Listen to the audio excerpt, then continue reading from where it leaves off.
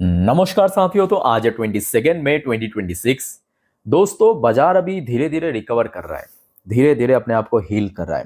और मे भी अगर सब कुछ सही रहा, अगले हफ्ते भी मार्केट रिकवर कर सकता है। बट एक छोटा सा इशू है। बट ओवरऑल मैं कहूँगा मार्केट की सेंटिमेंट सही है। तो चलिए, बहुत सारे अपडेट है मार्केट से रिलेटेड, एक एक करके शेयर करता हूँ। रिक्वेस्ट करूंगा आप सभी को, प्लीज वीडियो को बिना स्किप के पूरा अंत तक जरूर देखिएगा। आइए सर, सबसे पहले चेकआउट करते हैं कि आज हमारे मार्केट एनालिस्ट दोस्त ने क्या कहा। देखिए, आज इस टॉपिक को कवर किया मनी कंट्रोल की तरफ से एक एनालिस्ट ने। बाजार के बारे में अपने एक विचार रखा, technical view. Momentum indicators point to easing bearishness. तो ये बहुत अच्छी लाइन कहा। मोमेंटम इंडिकेटर जो अभी सिग्नल दे रहा है कि मार्केट में जो एक बेयरिश मोमेंटम था वो काफी हद तक कम हो चुका है। 20 DEMA मतलब 20 दिन की एक्सपोनेंशियल मूविंग एवरेज की for Nifty to target 24,000 next week. अच्छा, 20 दिन की EMA कौन सा है? आपको मैं लास्ट डे दिखाया था, याद आ रहा है कुछ? चलो बता देता हूं। यह है 23,800, जहां पे आज भी हडल फेस किया। बैक टू बैक 3-4 दिन पे सेम लेवल पे हडल फेस किया था। Bank Nifty climb back above 54,000। और ये इंपॉर्टेंट है, बैंक निफ्टी जहां पे पिछले लगभग 6 से 7 ट्रेडिंग सेशन पे हडल फेस कर रहा था, उसको आज फाइनली रिक्लेम करके इसके ऊपर क्लोजिंग भी दिया। अच्छा, नीचे की तरफ देखिए, कुछ रेंज मेंशन किया है एनालिस्ट ने, जैसे कि अपर साइड में 24,000 और उसके ऊपर 24,300, मतलब अगले हफ्ते के लिए इंपॉर्टेंट है। खैर दोस्तों, इस टॉपिक को हम सोमवार मार्केट ओपन होने से पहले रविवार रात की 10:30 के वीडियो में अच्छे से चर्चा करेंगे। अब चलिए, कुछ इंपॉर्टेंट जानकारी, कुछ डेटा आपके साथ शेयर करता हूं। थोड़ा पेशेंसफुली देखिए, सुनिए, समझते जाइए। सबसे पहले देखिए, मोस्ट इंपॉर्टेंट इकोनॉमिकल डेटा आज की डेट में भारत की विदेशी मुद्रा भंडार यानी फॉरेक्स रिजर्व की डेटा इंपॉर्टेंट क्यों है? क्योंकि रिसेंटली मोदी जी भी आके सबको कहा कि आप लोग अननेसरी गोल्ड परचेस मत कीजिए, अननेसरी फॉरेन ट्रेवल मत कीजिए। उसके पीछे कहीं ना कहीं जो एजेंडा था या कारण था, वो दोस्तों भारत की करेंसी की और ज्यादा सेफ, मतलब कह सकते हो भारत की करेंसी जो लगातार ड्रॉप हो रहा है, उसके लिए जो इंडिया की सेंट्रल बैंक आरबीआई को लगातार अपने फॉरेक्स रिजर्व को यूटिलाइज करना पड़ रहा है, तो उसको सिक्योर कर सके, सेफ कर सके। ठीक है, सो जो एक्सपेक्टेड था, क्योंकि Indian currency back to back बहुत गिर रहा था, उसको स्टेबल रखना जरूरी था। आरबीआई ने इस बार भी बेचा है $8.09 बिलियन। और आज जो भारत के पास फॉरेक्स रिजर्व है $688.89 बिलियन। कम ज्यादा होता रहेगा, बट ये फैक्ट है कि जब तक इंडियन रुपी की वैल्यूएशन ड्रॉप होगा, तो कहीं ना कहीं आरबीआई को बीच में आके उसको स्टेबल रखने के लिए यूटिलाइज करना पड़ेगा। उसके लिए हो सकता है कि भारत की फॉरेक्स रिजर्व और थोड़ा कम भी हो सकता है। ओके, अच्छा, नेक्स्ट देखिए, एक रिपोर्ट आ रहा है आपके एक इन्वेस्टर्स, इनका नाम है विकास खेमानी। इनके तरफ से कहा गया एक बहुत अच्छी स्टेटमेंट कि market to enter prolonged drag phase. Market जो है एक प्रोलॉन्ग ड्रैग फेस में एंटर कर चुका है, नॉट डीप करेक्शन। और मैं इनके बात से एग्री करना चाहूंगा। देखिए, मार्केट की जो कंडीशन है, जो आपको मैं इसके पहले भी कहा था कि देखिए, सेम रीजन के कारण मार्केट बार बार डीप करेक्शन नहीं होता, यानी बहुत ज्यादा गिरावट जो मार्च महीने पे हो गया था वैसा नहीं होगा, बट थोड़ा थोड़ा वीकनेस, थोड़ा थोड़ा वॉलेटाइल कंसोलिडेशन, इस प्रकार की मार्केट आपको मिल सकता है आगे भी, जब तक ये वॉर ऑफिशियली एंड ना हो जाए। ठीक है, अच्छा, उसके बाद आ जाइए आरबीआई की तरफ से एक report. India near term outlook clouded by supply risk. एकदम सही तो है। Weather uncertainties. So let's see. अब देखिए, सब कुछ यहाँ पे जो कनेक्शन आपके वही ऑयल प्राइस से रिलेटेड है। ऑयल प्राइस ये वॉर से रिलेटेड है, तो अल्टीमेटली वॉर जब रुकेगा तब कहीं ना कहीं इंडियन इकोनॉमी के लिए भी सही रहेगा। अच्छा, नेक्स्ट रिपोर्ट आ रहा है आपके आरबीआई की तरफ से। RBI approves record dividend. तो आपको पता होगा, जैसे कि बाकी बैंक्स डिविडेंड देता है, आरबीआई भारत की सेंट्रल बैंक वो भी डिविडेंड देता है, बट सरकार को। तो आरबीआई ने इस बार 2.87 लाख करोड़ डिविडेंड देने वाले हैं फाइनेंशियल 26 में सेंटर को। चलो, बहुत बढ़िया।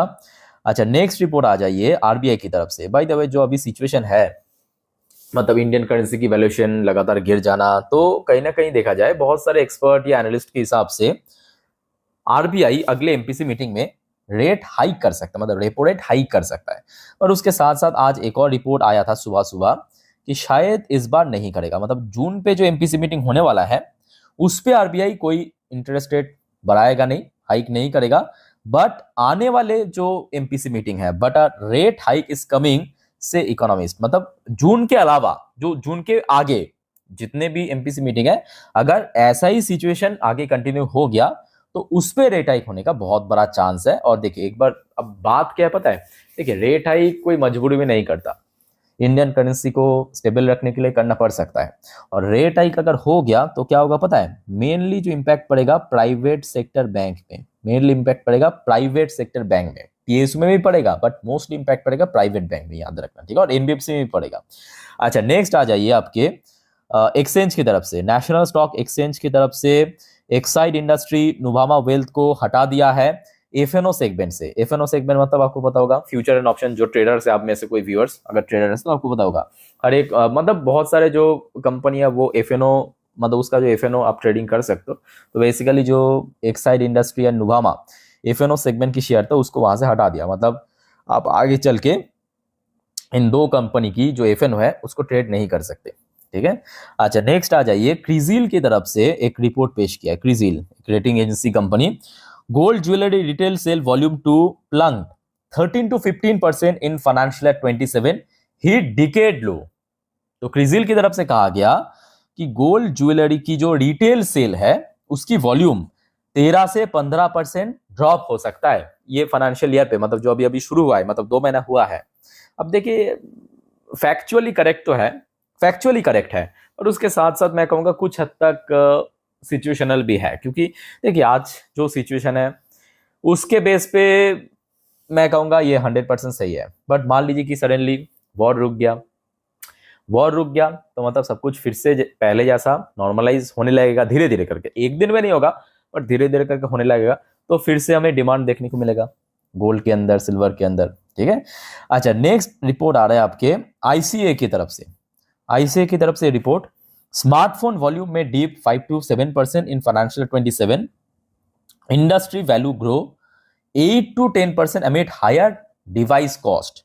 अच्छा तो यहाँ पे 2 पॉइंट मेंशन किया, सबसे पहले जो हम लोग स्मार्टफोन यूज करते हैं, चाहे आप कोई भी ब्रांड की यूज करो, स्मार्टफोन इस फाइनेंशियल ईयर पे जो इसके वॉल्यूम 5 से 7% ड्रॉप हो सकता है। पर उसके साथ साथ क्योंकि उसका प्राइसिंग बढ़ रहा है, प्राइसिंग बढ़ रहा है ना, तो जिस वजह से जो इंडस्ट्री की वैल्यू, ओवरऑल बात करें जो इंडस्ट्री की वैल्यू, वो लगभग 8 से 10% बढ़ सकता है। ओके अच्छा नेक्स्ट रिपोर्ट आ रहा है आपके क्रूड ऑयल से रिलेटेड। अब देखिए क्रूड ऑयल फिलहाल तो 100 105 इस रेट के आसपास चल रहा है ना, तो crude oil price could hit $200 पर बैरल। तो क्रूड ऑयल की प्राइस जो है लगभग $200 पर बैरल पे पहुंच सकता है if straight of Hormuz remain close. तो यहां पे बेसिकली एक रिपोर्ट में कहा गया कि सबसे खराब से खराब स्थिति में, मतलब वर्स्ट केस सिनेरियो पे क्रूड ऑयल जो है लगभग $200 पर बैरल तक भी पहुंच सकता है। बट मेरे हिसाब से देखिए जिसका चांस बहुत कम, 1-2% हो सकता है, 1-2% हो सकता है, ठीक है। सो लेट्स सी क्या होता है। बाकी दोस्तों क्या लगता है आपको, क्रूड ऑयल पहुंच जाएगा $200 पर बैरल पे? कमेंट करके बताइए। अब चलिए थोड़ा सा ग्लोबल मार्केट की हालचाल को, बाय द वे देखिए यूएस मार्केट अभी बहुत तगड़ा मूड में चल रहा है दोस्तों। यहाँ पे एक चीज ना बहुत मतलब डीपली आपको समझने की आवश्यकता है, मेरे बात को ध्यान से समझना।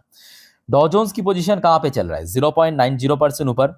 अब जैसे ही आप थोड़ा सा नीचे चल के देखेंगे, आज इंटरडे हाई अभी चल रहा है 50,755 पॉइंट पे। अब थोड़ा साइड में जाके देखेंगे, ये इसकी डॉ जोन्स की लाइफ टाइम हाई भी है। दूसरी तरफ दोस्तों अब पहले देखिए, मैं आपको जो चीज दिखा रहा हूं बता रहा हूं, पहले ध्यान से देखिए सुनिए। नैस्डैक पोजीशन कहां पे चल रहा है? 0.46% ऊपर। आज इंटरडे हाई कहां पे टच किया? 26,504 पॉइंट पे। इसकी 52 हाई आप देखेंगे कितने पे है? 26,707 पॉइंट पे। तो मतलब यूएस की जो दो टॉप इंडेक्स वो लगभग अपने, एक तो डॉ जोन्स लाइफ टाइम हाई पे ही है, नैस्डैक लगभग लाइफ टाइम हाई के नजदीक ही है। दोस्तों आपको ये नहीं लग रहा है कि मतलब कुछ तो यहाँ पे थोड़ा सा मिसमैच्ड हो रहा है कि भाई वॉर चल रहा है, जो देश वॉर में इन्वॉल्व है उसका मार्केट इतना ऊपर क्यों है? दोस्तों यही तो ट्रम्प चाहते हैं, मेरे बात को ध्यान से समझना। मैं आपको क्यों बार बार कह रहा हूं कि ट्रम्प जो है ना आज की डेट में ये वॉर को स्टॉप करने की मूड में नहीं है, वॉर खत्म करने की मूड में नहीं है। अगर वॉर खत्म हुआ, याद रखना जो यूएस की डिमांड है ईरान को लेके, वो सब फुलफिल होगा। भले देखिए, आप में से बहुत सारे व्यूअर्स, मुझे पता है कि आप ईरान को सपोर्ट करते हो, इसमें कोई बुराई नहीं है, ठीक है, बट आप मेरे बात को मार्क करके रख दीजिए। या तो ईरान सब कुछ मतलब डिमांड फुलफिल करेगा यूएस की, तभी ये वॉर रुकेगा। अगर नहीं करता है तो ये वॉर आगे कंटिन्यू होगा। आप खुद ही सोच के बताइए, जिस वॉर के कारण यूएस इकोनॉमी को बेनिफिट मिल रहा है, यूएस मार्केट को बेनिफिट मिल रहा है, यूएस डॉलर और ज्यादा स्ट्रांग हो रहा है, क्यों हो रहा है? खुद खुद बताइए। क्योंकि आज ऑयल प्राइस इतना ऊपर पहुंच चुका है जिसके अगेंस्ट में डॉलर, यूएस डॉलर इंडेक्स वो बहुत स्ट्रांग हो चुका है। और यूएस डॉलर दोस्तों यूएस की क्या है, सबसे इंपॉर्टेंट, जो जिसके कारण पूरे दुनिया में डोमिनेंस दिखाता है। समझ आ रहा है? तो जिस वजह से यूएस की तरफ से ये वॉर खत्म नहीं होने वाला है। अगर होगा ईरान की तरफ से, मतलब ईरान सब डिमांड को फुलफिल करेगा तभी पॉसिबल है, अदरवाइज ये वॉर चलता जाएगा, देख लेना। और फिलहाल की बात करें, अभी ऑयल प्राइस लगभग $103 पर बैरल के आसपास चल रहा है, बट भारत के लिए इंपॉर्टेंट है, जो आपको मैं इसके पहले भी कहा था, जब तक ना ये $100 पर बैरल या तो इसके नीचे आ जाए, तब तक दोस्तों इंडियन मार्केट में कोई बहुत स्टेबल रिकवरी या स्ट्रॉन्ग रिकवरी आप एक्सपेक्ट मत करना। ठीक है, ठीक है, एक आध दिन रिकवर होगा, फिर से थोड़ा सा वीकनेस होगा, बट ये चलता रहेगा। बट जब तक ना $100 पर बैरल के नीचे आ जाए। अच्छा, फिलहाल गोल्ड की प्राइस भी थोड़ा सा नीचे चल रहा है, नीचे मतलब ठीक है, लगभग स्टेबल पोजीशन पे है, इसमें कोई पिछले 3-4 दिन से बहुत बड़ा ऊपर नीचे देखने को नहीं मिला। सिल्वर भी लगभग उसी लेवल के आसपास है जहाँ पे पिछले 3-4 दिन पे था। अच्छा, यहाँ पे सबसे नोटिसेबल पार्ट क्या है पता है? इंडियन करेंसी की वैल्यूएशन में एक ह्यूज गेनिंग देखने को मिला। मैं आपको एक बार समझा देता हूँ। देखिए, मैं आपको लास्ट नाइट में भी दिखाया था, परसों रात को भी दिखाया था। तब हमने देखा था 1 यूएसडी के अगेंस्ट में इंडियन करेंसी चल रहा था कितना? 97। अभी आपको मैं क्या कहा? देखिए, ये वॉर आगे जितना और कंटिन्यू रहेगा, ऑयल प्राइस लगभग कोई $105-110 पर बैरल पे रहेगा। डॉलर और ज़्यादा क्या होगा? स्ट्रांग होगा। डॉलर के अगेंस्ट में बाकी करेंसी क्या होगा? वीक होगा। अब दोस्तों आप खुद ही सोच के बताइए, इस वॉर के कारण यूएस को बेनिफिट मिल रहा है। यूएस एक तीर पे 2 निशाना एक साथ हिट कर रहा है। एक तो ईरान को हिट कर रहा है, दूसरा भारत, चाइना, इसका जो इतना फास्ट ग्रो कर रहा था। आप ध्यान से सुनना, ये वॉर के कारण कौन कौन से देश को नुकसान पहुंच रहा है ईरान के अलावा? खुद सोच के बताइए। पूरे दुनिया को तो कम ज्यादा पड़ रहा है, बट सबसे ज्यादा किसको पहुंच रहा है? भारत को पहुंच रहा है, चाइना को पहुंच रहा है। क्यों पहुंच रहा है? क्योंकि भारत की ग्रोथ रेट आज की डेट में कितना हो रहा है? जीडीपी भारत की बताइए 7.5, कभी 7, इस रेट के आसपास कर रहा है। चाइना की बात करें, चाइना की ग्रोथ रेट लगभग 5% के आसपास कर रहा है, भारत की 7 से लेकर 8% की रेंज पे कर रहा है। ठीक है, वो इम्पैक्ट होगा ना, वो इम्पैक्ट होगा। ऊपर से इन दोनों देश की जो महंगाई, भारत और चाइना की, मतलब इन्फ्लेशन, वो एकदम बॉटम में पहुंच गया था, टॉलरेंस लेवल के नीचे पहुंच गया था। भारत की 3% के नीचे चल रहा था, चाइना का भी लगभग उतना ही, वो फिर से बने रहेगा। तो आप समझ पा रहे हो ना? अब यूएस चाहे मुंह के ऊपर कुछ भी कहे, बट भारत और चाइना की जो ग्रोथ वो कभी टॉलरेट नहीं कर सकता। समझ आ रहा है? जिस वजह से आपको मैं एकदम डे वन से बार बार कह रहा हूँ कि देखिए, अभी जो स्थिति है, यूएस उतना आसानी से इस वॉर को खत्म नहीं करेगा। अब देखते हैं आगे क्या होता है। ओके, बाय द वे, कुछ इंडियन कंपनी जैसे कि विप्रो एडीआर वर्जन 0.75% पॉजिटिव में चल रहा है। इन्फोसिस की एडीआर वर्जन लगभग 0.79% पॉजिटिव में चल रहा है, अच्छी लेवल पे ही होल्ड कर रहा है। इवन बैंक्स भी अच्छी पोजीशन पे है। आईसीआईसी बैंक 0.79% ऊपर, और एचडीएफसी बैंक की एडीआर वर्जन लगभग 1.18% ऊपर चल रहा है। तो ओवरऑल बात करें, ठीक है, अभी सिचुएशन थोड़ा बेटर है। लेट्स सी आगे कब तक क्या होता है। अच्छा, एक बार मैं आपको ये दिखा देता हूँ गिफ्ट निफ्टी की फ्यूचर। देखिए, गिफ्ट निफ्टी की फ्यूचर, अभी ये वीडियो में रिकॉर्ड कर रहा हूँ रात, रियल टाइम डेटा आप देख सकते हो 10:25 पे 23,813 पॉइंट पे चल रहा है। मतलब आज दोपहर को जब हमारी इंडियन मार्केट क्लोज हुआ था, उस टाइम पे जो गिफ्ट निफ्टी की क्लोजिंग पोजीशन था, वहां से 45 पॉइंट ऊपर। और इसको अगर हम कंपेयर करें निफ्टी 50 की क्लोजिंग के साथ, तो लगभग 90 पॉइंट के आसपास ऊपर चल रहा है। अब देखिए, मैं कहूँगा ये जो अभी आपको मैं डेटा दिखा रहा हूँ गिफ्ट निफ्टी की, ये उतना इंपॉर्टेंट नहीं है। इंपॉर्टेंट इसलिए नहीं है क्योंकि कल सैटरडे संडे 2 दिन मार्केट क्लोज, और 48 घंटों में बहुत कुछ हो सकता है, आपको भले बात ही पता होगा। 2 घंटे पे मार्केट इतना मतलब चुटकियों में चेंज हो रहा है, और यहाँ पे 48 घंटे की बात। ठीक है, सो देखना होगा सोमवार मार्केट ओपन होने से पहले कैसा माहौल रहता है। तो जो भी होगा मैं आपको जानकारी टाइम टू टाइम दे दूंगा, बस आप मुझे फॉलो करते जाइए। अच्छा, बाकी देखिए जो एक्सपेक्टेड था, अब दोस्तों यहाँ पे भी एक समझने वाली बात है। ये जो FIIs लगातार बेच रहा है। अब देखिए, इकोनॉमी या जो पैसा है उसका एक बहुत प्राइम रूल है। पैसा क्या है पता है? अगर यहाँ से टूटेगा तो कहीं पे जाके जुड़ेगा। अब आप थोड़ा सा डेटा उठा के देखिए, सिर्फ भारत की बात नहीं है। पिछले कुछ दिनों पे मैं भी देख रहा था, चाइनीज मार्केट, भारत की मार्केट, इंडोनेशियन मार्केट, ये सब मार्केट में ना FIIs लगातार बेच रहा है। मोस्टली टाइम बेच रहा है, ठीक है, एक आध दिन खरीद रहे हो अलग बात है, मोस्टली टाइम बेच रहा है। और दूसरी तरफ ये जो US मार्केट इतना ऊपर चल रहा है, क्यों चल रहा है भाई? FIIs यहाँ पे निवेश कर रहा है, जिस वजह से ही तो, समझ आ रहा है मेरे बात? FIIs कहाँ पे निवेश कर रहा है? नैस्डैक की जो शेयर्स है, डॉ जोन्स में मौजूद जितने भी कंपनीज है। तो समझ आ रहा है ना मेरी बात? जो आपको मैं बार बार कहता हूँ कि बाबू, ये वॉर अभी एक कॉम्प्लिकेटेड सिचुएशन पे पहुंच चुका है। देखिए, मैं भी चाहता हूँ वॉर खत्म हो जाए, बट मुश्किल लग रहा है। हाँ, ईरान अगर दोस्तों राजी हो गया, अब वो डिपेंड करेगा। अच्छा, दूसरी तरफ DIS ने भी आज खरीदा है। DIS तो खरीद रहा है, बट प्रॉब्लम क्या है कि DIS की खरीदने से उतना इम्पैक्ट नहीं पड़ेगा मार्केट में, क्योंकि FIIs खरीदने से क्या होगा कि बाहर से जो फॉरेन करेंसी वो आएगा भारत में, वो एक्चुअली ज़रूरी है। अच्छा, बाकी बात करें TA35 यानी इसराइल की टॉप इंडेक्स। अच्छा, वैसे आज शायद क्लोज था, लास्ट डे क्लोजिंग किया था 1.94% ऊपर आके। खैर, ओके। सो दोस्तों, मार्केट से रिलेटेड जितने भी इंपॉर्टेंट जानकारी था मैं आपको दे चुका। अच्छा, एक चीज मैं आपको थोड़ा समझा देता हूँ, मेरे बात को ध्यान से सुनना। कल सैटरडे तो नॉर्मली मार्केट क्लोज रहता है, संडे भी मार्केट क्लोज रहेगा। सो कल सैटरडे के दिन जितने भी अपडेट वो तो आपको मैं दे ही दूंगा, चाहे जियोपॉलिटिकल अपडेट हो, शेयर मार्केट की अपडेट हो। बट मोस्ट इंपॉर्टेंटली रविवार दोस्तों आपको मैं अगले हफ्ते के लिए कौन कौन सी इकोनॉमिकल डेटा आउट होगा, कौन कौन सी कंपनी की रिजल्ट आउट होगा, कुछ कंपनी का भी बाकी है रिजल्ट आउट होना, ठीक है, या कौन कौन सी स्टॉक इंपॉर्टेंट है, कौन कौन सी